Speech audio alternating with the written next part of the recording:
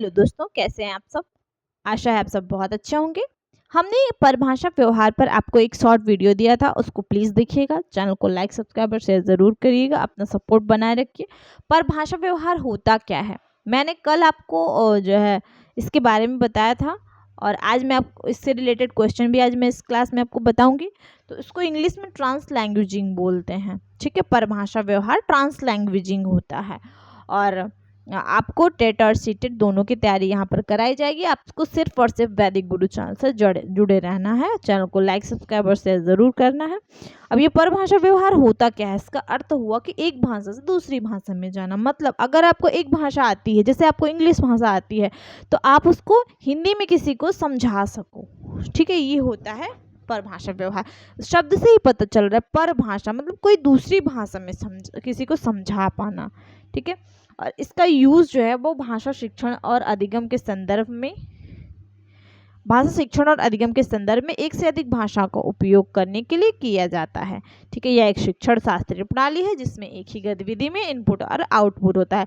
गतिविधि एक ही होती है, कार्य एक ही हो रहा है, लेकिन अलग अलग उसमें भाषाओं का यूज़ हो रहा है। ठीक है, आउटपुट के लिए अलग अलग भाषाओं का प्रयोग होता है। बच्चा एक भाषा में जानकारी लेता है और अन्य भाषा के उपयोग से उसे जानकारी पर काम करता है। ठीक, टीचर ने उसे इंग्लिश समझाया, अब वो इंग्लिश को तो समझता है, उससे रिलेटेड वो हिंदी में भी उसको समझ पाता है। ठीक है, अगर बच्चे को संस्कृत आती है तो संस्कृत को हिंदी में वो ट्रांसलेट कर पाता है।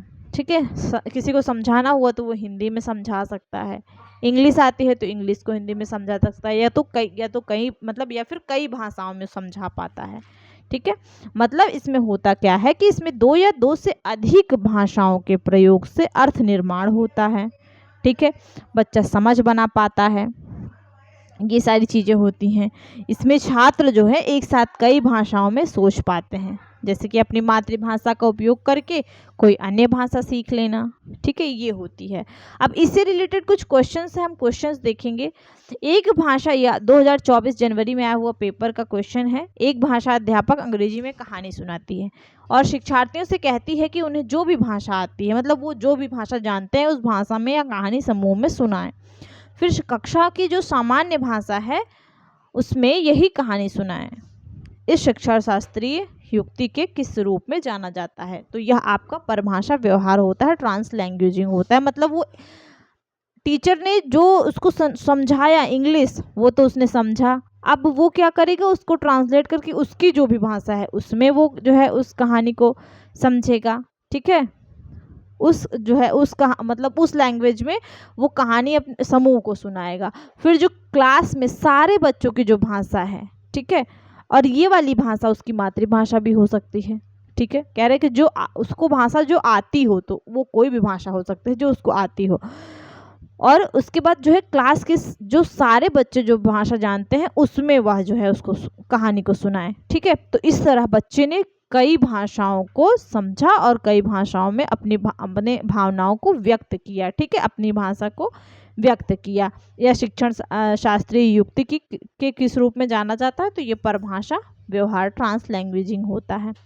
इसके बाद नेक्स्ट है कि परिभाषा व्यवहार ट्रांस लैंग्वेजिंग क्या है? भाषाओं के शिक्षण अधिगम के दौरान एक भाषा में दूसरी भाषा में व्यवहार करने से संबंधित है। भाषाएं किस तरह से एक समय अवधि के दौरान अपना रूप बदलती हैं। एक कक्षा में एक से अधिक भाषाओं के संसाधन के रूप में इस्तेमाल करने की शिक्षण शास्त्रीय प्रणाली है। यह सही है, थर्ड ऑप्शन। फोर्थ ऑप्शन कह रहा है कि विद्यालय में कितनी भाषाएं पढ़ानी चाहिए, इस मुद्दे पर शिक्षा नीति में भाषा है। तो देखिए, एक ही कक्षा में एक से अधिक भाषाओं का प्रयोग ही ट्रांस लैंग्वेजिंग कहलाता है। याद रखिएगा, इसको अच्छे से समझ लीजिए। ठीक है, और संसाधन के रूप में इस्तेमाल करने की शिक्षण शास्त्रीय प्रक्रिया है। ये थर्ड ऑप्शन राइट हो जाएगा। नेक्स्ट क्वेश्चन देखेंगे। कक्षा 7 के विद्यार्थी, ये क्वेश्चन कहता है कि कक्षा 7 का विद्यार्थी एलम कन्नड़, मराठी, हिंदी और अंग्रेजी 4 भाषाएं जानता है। घर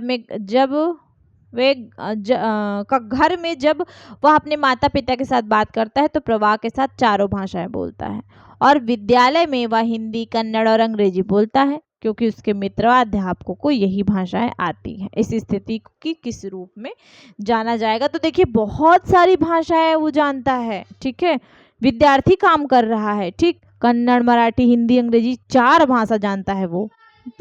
और वो क्या करता है, माता पिता से बात करता है तो वो प्रवाह में चारों भाषाएं बोलता है।